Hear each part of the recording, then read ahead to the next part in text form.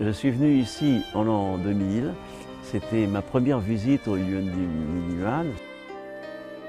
J'ai visité le palais qui était à l'époque une sorte de terrain vague encore.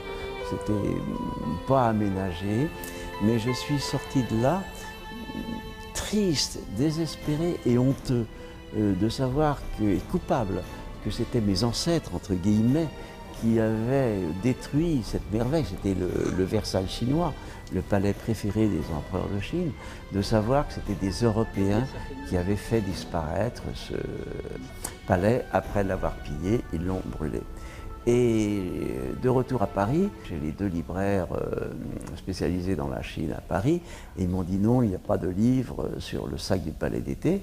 Du coup, je me suis dit, l'ancien historien que je suis, dit pourquoi pas moi? D'où cette idée. Donc c'est vraiment le hasard qui a fait que j'ai écrit ce livre. Il n'y a jamais eu une grande histoire d'amour entre la Chine et la France, et je le déplore, parce que la Chine a été 3 fois en guerre avec la France. La France et la Chine se ressemblent, je vais peut-être vous surprendre, mais jamais personne ne dira que la France et le Japon se ressemblent. Jamais, personne. Bien. Et il y a beaucoup de choses qui nous ressemblent.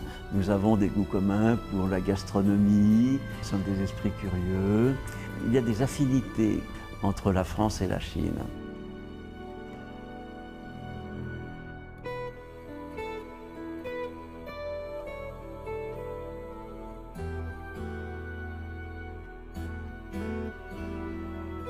Dès que je suis en Chine, je me sens chez moi, je suis heureux d'être en Chine. Et lorsque je pose la question à mes amis français à Paris, pourquoi est-ce que vous aimez la Chine? Ils répondent tous invariablement à cause des Chinois. Vous vous rendez compte, c'est une merveille de l'humanité. Ça devrait encore exister aujourd'hui. Et ce sont des Européens qui ont fait ça. Donc félicitez madame pour cette reconstitution. C'est effectivement un voyage inaugural, c'est notre premier voyage en Chine que j'ai fait donc avec ma femme en 1979 en août. Et un jour nous sommes allés à Xi'an et notre guide nous dit aujourd'hui nous allons visiter l'armée enterrée de Shichiguandi. Personne ne connaissait l'existence de cette armée enterrée. Là, l'historien que je suis a été tellement ému qu'il a quitté le groupe, nous étions une trentaine de Français, et pour aller pleurer tellement j'étais ému. Alors c'était le premier voyage organisé en touriste. Pour moi c'est un point de repère vraiment extraordinaire et très précieux.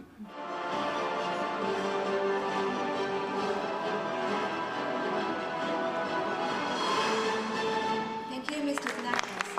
Now let's warmly welcome the second award winner, author and a journalist from France, Mr. Bernard Brizet. Content, je suis plus que content.